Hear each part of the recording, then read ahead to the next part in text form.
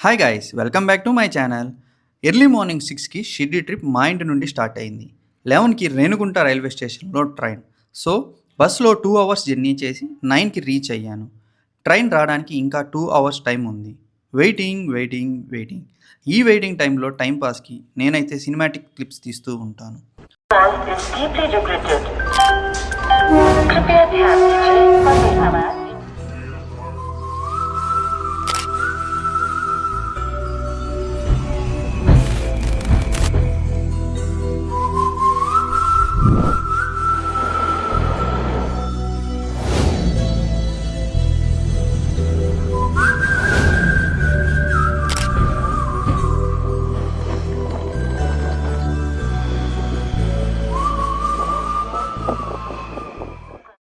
Full ఎగ్జైటింగ్గా ఉన్నాను.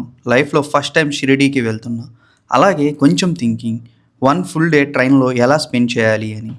ఇలా mixed opinions ఉండగానే ట్రైన్ వచ్చేసింది. ఫుల్ ట్రైన్ జర్నీలో మాతో వచ్చిన రిలేటివ్స్ అలాగే కజిన్స్ తోటి ఫుల్ టైం పాస్. ట్రైన్లో నా ఫేవరెట్ స్పాట్ డోర్ దగ్గర ఉన్న ఈ స్టాండ్. చాలాసేపు అక్కడే కూర్చొని అలా వెళ్తున్న ట్రైన్లో నుంచి బయటికి చూస్తూ ఉంటే ఓ మంచి ఎక్స్పీరియన్స్ అయితే ఉంది. నెక్స్ట్ డే 12కి నాగర్సోల్కి రీచ్ అయ్యాము. షిరిడీకి వచ్చే అందరూ మ్యాక్సిమం నాగర్సోల్కి వచ్చి అక్కడ నుండి షేర్ ఆటోస్ లేదా ఇలా బస్సెస్లో షిరిడీకి అయితే రీచ్ అవుతుంటారు. Nagarsol to Shirdi 1 hour time పడుతుంది. మేము తీసుకున్న షేర్ ఆటోలో ఫ్రంట్ సీట్లో కూర్చొని స్ట్రీట్ వ్యూని చూస్తూ ఉన్నాను. మహారాష్ట్రలో ఫేమస్ అయిన వడాపావుని తినాలి అని అనుకుంటున్నా ఇంతలోనే ఆటో అన్న అక్కడే ఆపాడు.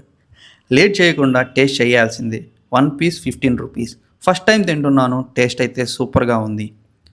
నెక్స్ట్ ఇంకెక్కడా లేట్ చేయకుండా షిరిడీకి అయితే వచ్చేసాం. ఆల్రెడీ బుక్ చేసుకున్న హోటల్కి వచ్చి ఫుల్గా రెస్ట్ మోడ్ యాక్టివేట్ చేసేసా. ఈవినింగ్ సాయిబాబాను దర్శించుకునేందుకు సమాధి మందిర్కి వచ్చాము. సమాధి మందిర్ ఇక్కడే సాయిబాబా సమాధి అయ్యారు.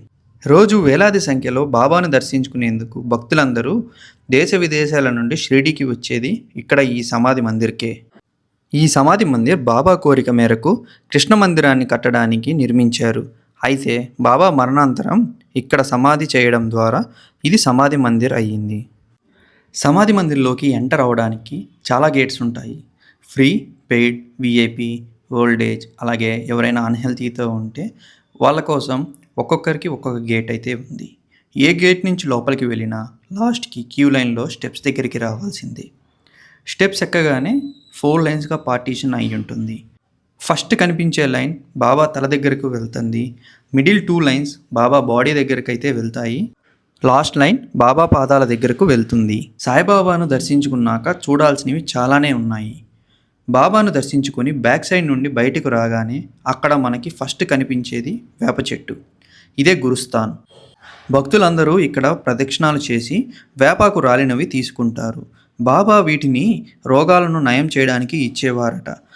ఈ చెట్టు బాబా కాలం నుండి అలాగే ఉంది. గురుస్థాన్ నుండి బయటికి వచ్చేటప్పుడు మనకు బాబా విభూది. ఇది ద్వారకామాయిలో బాబా వెలిగించిన ధుని నుండి తీసినది. అలాగే అన్నదానం టోకెన్ మరియు బాబా ప్రసాదం బూందీ ఇస్తారు. ఇక్కడ నుండి మనం డిఫరెంట్ గేట్స్ నుండి ఎగ్జిట్ అయితే అవ్వచ్చు. ఇంకా చూడాల్సినవి ఉన్నాయి కాబట్టి ఏమేమి చూడొచ్చో చెప్తాను. లెఫ్ట్ సైడ్కి వెళ్తే మనకు కనిపించేది లెండీ బాగ్. అది ఒక తోట.